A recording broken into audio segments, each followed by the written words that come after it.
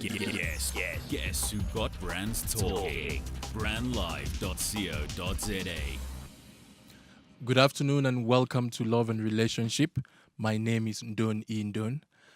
Today we will be speaking about another exciting topic, something pertaining to singles. And, we will have in the studio with us in a few moments some singles who will be sharing this topic with us. Today I will be speaking about single but content. Some people don't believe that it's possible to be single and then still be contented. Well, to my understanding, contentment is not just being satisfied with what you have now or who you are at the moment. I think contentment is, appreciating what you have now or who you are now, where you are now, and then seeing ways of, growing from where you are to where you ought to be. Because a lot of times, if you don't appreciate where you are, it's difficult to get to where you ought to be. For every level of life, there is a purpose. I believe that our life is we called to live a purposeful life. Every one of us should live purposefully. In other words, while you're single, there is a purpose for it. And if you are contented, you can be able to see the purpose of being single and achieve that purpose until you get married. I'm telling you, there's some married couples out there who wish they're still single in some way because they did not fully enjoy their singleness. And so I want you to know, as a single person, you still can enjoy your life, you still can be contented. For me, contentment as a single person should be something that every single person possesses. Because, if you are not contented, you will be desperate and you can get married to the wrong person. So, contentment is a necessary thing in a general term for a single person. And I will be speaking about, a kind of four groups of, singleness where, a lot of people say, I'm single and I don't want to get married. And some people say, I'm single and I'm searching, or some people say I'm still thinking about it, you know. So I had an event somewhere, and a topic we were talking about celibacy. You know, people who are single and they don't really want to get married. And then I came up with four groups of people, of single people, who may not really want to get married, or who may think that they are not meant to get married. So the first three are really the ones I will call celibates, but the last one are not really people I will call celibate.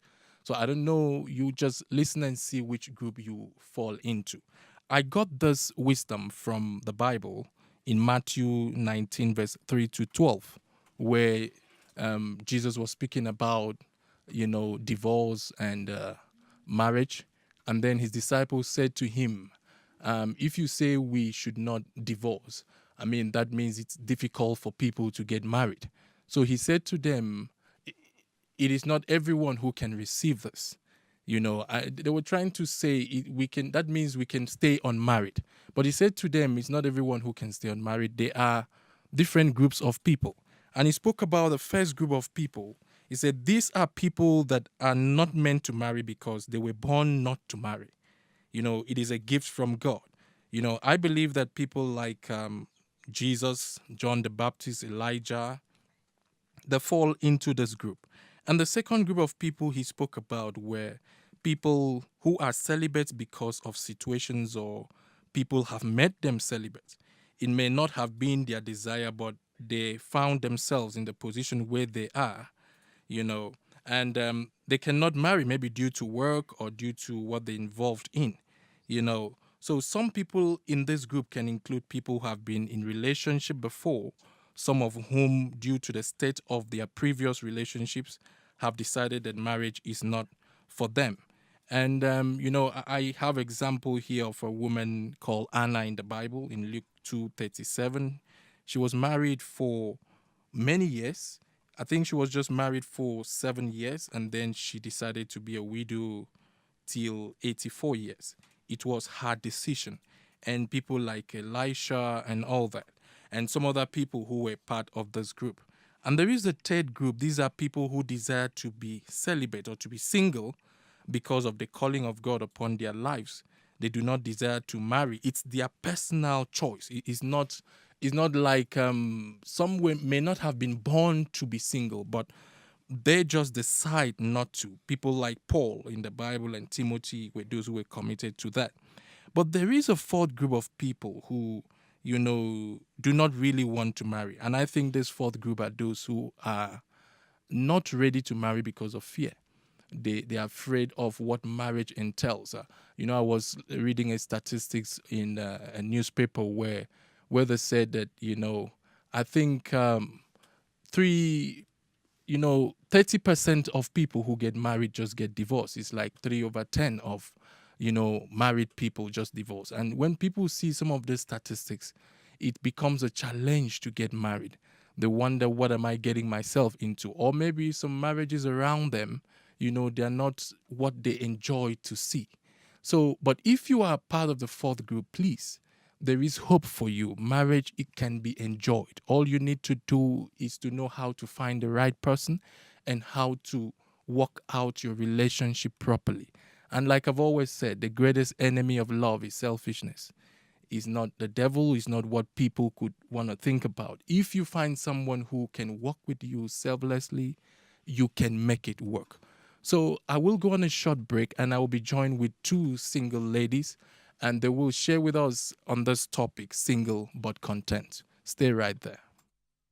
You're listening to brandlife.co.za, an industry first in the world of internet radio. Not only are we an internet radio station, we are an internet radio platform for your brand. So why not expose your brand to potentially thousands of listeners and improve your customer relationships and brand equity with podcasts and live broadcasts? Be sure to check brandlife.co.za for more information. brandlife.co.za, harnessing the power of internet radio. Making a bold statement yet blending into the surrounding suburbs of Melville, 27 Boxes is a realization of edgy design and practical implementation.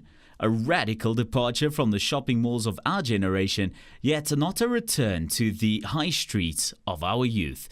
27 Boxes showcases the best of a shopping centre set in a garden, surrounded by the bohemian suburb that is Melville. 27 Boxes, shop, play, eat. You're listening to brandlive.co.za. Welcome back to Love and Relationship. Today, I'm joined here in the studio with two beautiful single ladies, and I believe they have a lot to share with us. Today, I have in the studio with me Tandy Radebe and Busisiwe Rabutata. Yes. Wow, that sounds like tongue somehow. But I'm happy to have you. You're welcome. Please, we will be discussing on this topic, single but content. So I would like to start with Tandy. Tandy, what will you describe as being single but content from your own point of view? For me, that means you, as a single person, you're at a point where you don't require things or people to satisfy you as a person, because it takes more than just that for a person to be satisfied. And I think that's a mistake that we always make, is to look for things to make us content, to make us satisfied, when God created us to be such complex beings.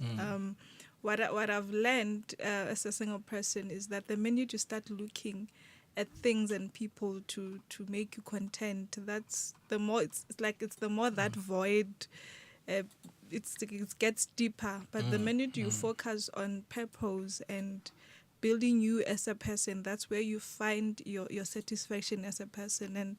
And I think that's how God intended it, that we shouldn't seek to find contentment in people or things, but in what He's created us to be and to do as people. Okay, very interesting. And Pusisiwe, what will you say to that? Single and contentment. Being happy with who you are in your own space, without anyone, without anything.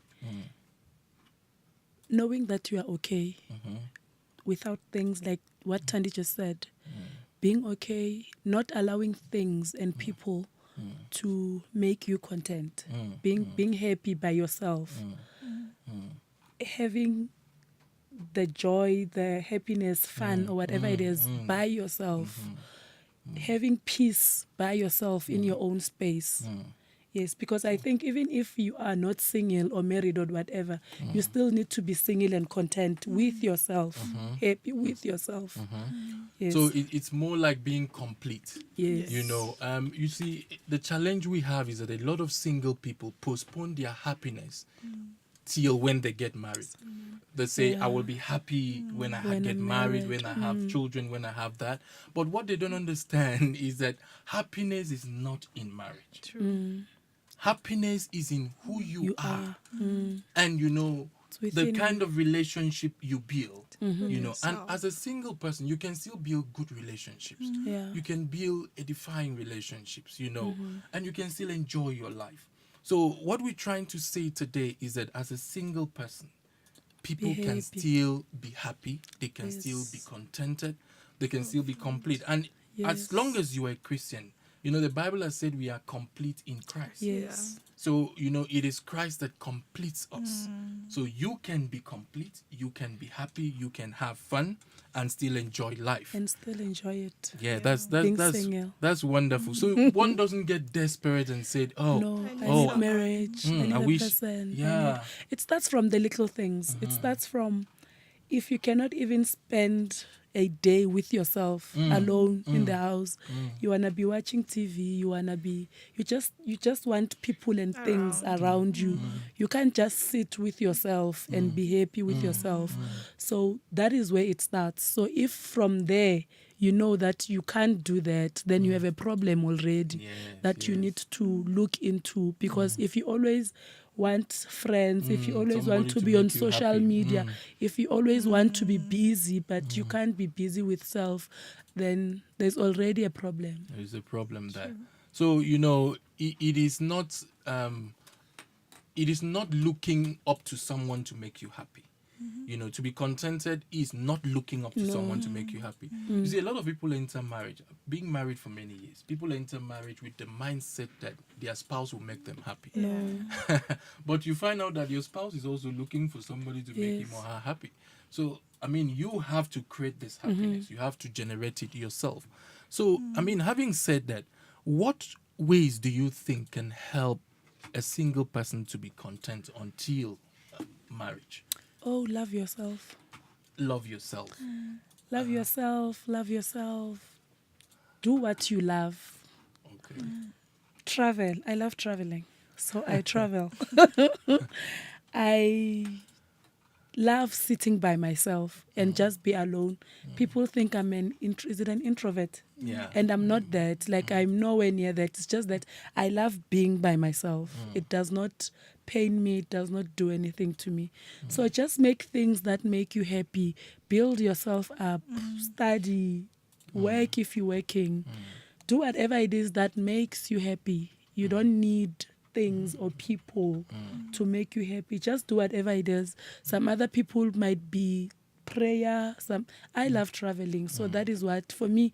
I just think sometimes that maybe if I was in a relationship or whatever or married, I wouldn't travel as much as I do right now, and for me that would be a problem.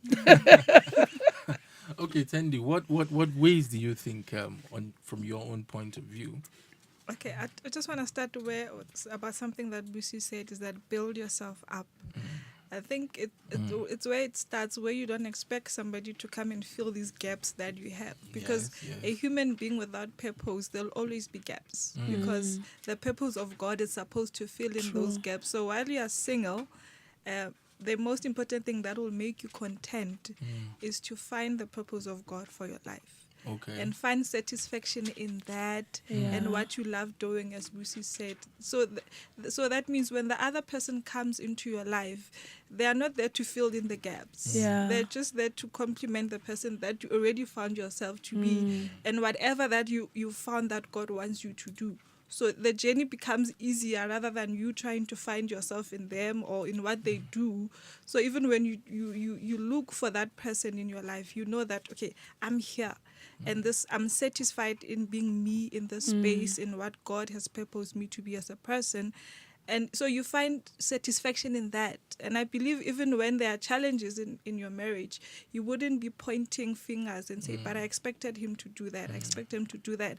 Because you already have your purpose there and knowing that this is what I like doing and this is what fulfills me as a person and not. So focusing on those things while you are single, I believe is what makes you to be content. Okay. And single and content in you people's understanding. Does it include abstaining from sex? I mean, sleeping alone during winter like this? I mean, because when we say single but content, you can stay alone in your apartment, like you say, travel, watch TV, but you're still doing what married people are doing. Is that still part of single but content? No. You know, I was talking to Tandy when we were coming here that, you know how Christians say, I'm waiting on the Lord, but they have a boyfriend, but they're waiting on the Lord. So I think it's one of those things that you're asking. So, but I think that is not it. So if you're saying you are single, especially if you're a Christian now, if you're saying you are single and content, it means that you are single, you are by yourself. You are by yourself. So if you are single, you cannot be sleeping around and doing small everywhere. What So- is small? Doing small everywhere. So it's just being you growing in your own space. In that space, you are growing in that space without anyone. Because when a person comes in, they want attention, they want this, and you stop focusing on yourself. You start focusing on the other person. People. That's the thing. Yes. That's the thing. That's really a key thing. Being single is now to focus on yourself. On yourself. Work on yourself. And one of the things I advise people is this. You have to prepare for the marriage. Any successful marriage demands preparation. And the time you're single is a time to work on yourself. You know, get rid of those things that you know can destroy a relationship and build yourself. Focus on yourself. Because when you marry, according to the Bible, you're supposed to focus on pleasing your spouse, not yourself Not anymore. yourself. So, guys, you're single now. You can enjoy your life, but like we said, please don't include sex in the enjoyment. It's Yes. single but content. Because when you already start practicing what marriage people do, I mean, how do you want God to give you your partner? You've already involved yourself in this already. And you might even be with the wrong person. True. And I say to people, when you're trapped with the wrong person, the right person cannot find you. Or you That's can't the find the truth. right person because you're already engaged somewhere. So listeners, we will go on a short break. We will be back soon. Please stay right there. In your face, all over the place. We're online 24/7. 24/7. You're listening to the hottest internet station. Brand Live. No doubt.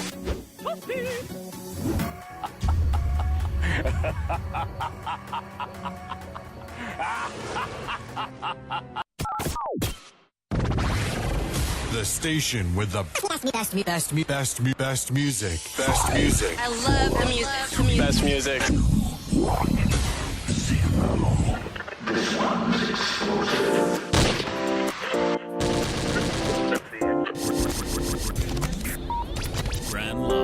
Brandlive.co.za. Lunatic, 'cause I do what I want, and I get what I want when I want it.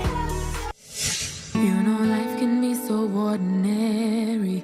Boy meets girl, they said, oh, make a baby. Brandlive.co.za. You're listening to Brandlive.co.za. Welcome back to Love and Relationship. We're still here talking about single but content. And I'm here with Tandy and Busisiwe for someone just joining us right now. We are speaking about single but content. We have talked about some, things that has to do with being single and content. And I have just two things we should discuss about. I would like to ask Tandy, what is your view of people who have a lifetime of being single and content? Before we started this, interaction, I was talking about celibacy, and because I believe there are still people out there who don't want to get married, and we have to encourage them, because you see, being single is not a crime. It's not a sin. Being single is it's a position which you've taken for a purpose. We had events in your church, a while ago, yes. And we talk about being single and content. And one of the things I said was that, if you must be single as per a celibate for your lifetime, that means there is a service you want to dedicate your life to, because everyone in the Bible who was a kind of Enoch or a kind of a celibate had a service they dedicated their lives to. That's why I spoke about those group of people. So, but what will you think about a person who says, I'm not going to marry for the rest of my life, I just want to be single forever? What's your view on that? Okay, that one is a bit tricky. But I think the most important thing first is the reasons why you want to remain single and content for the rest of your life. As young people, if we become content because of a situation, because somebody hurt me, because I was disappointed, then already that's a wrong foundation to be single and content, because it's based on pain and all these wrong things that God did not intend for us.